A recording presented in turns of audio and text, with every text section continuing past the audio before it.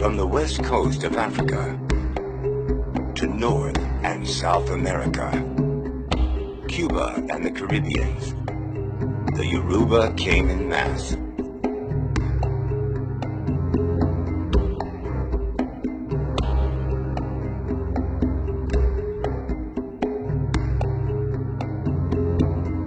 The Yoruba were a people who came from a thriving empire, an empire that had subject states, an empire that was well organized, well structured, well founded.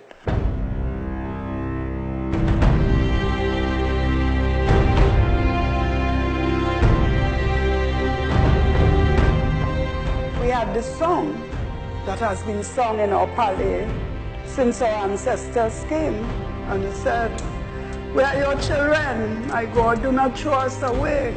For me, it's a very sad song because it reminds me of the pain of my ancestors. Spirituality is embedded in human beings.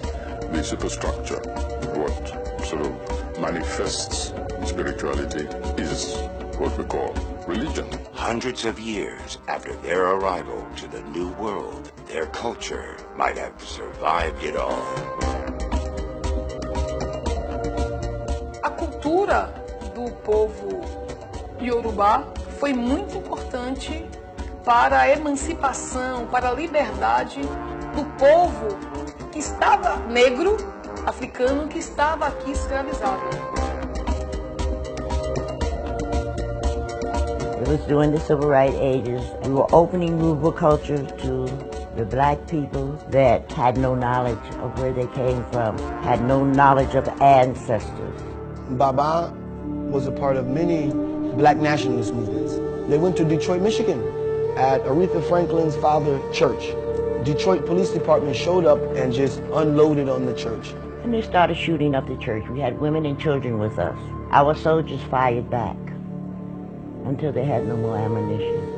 Meanwhile, the Black Panthers got a hold of what was happening to us. Yoruba culture did not teach turn the other cheek.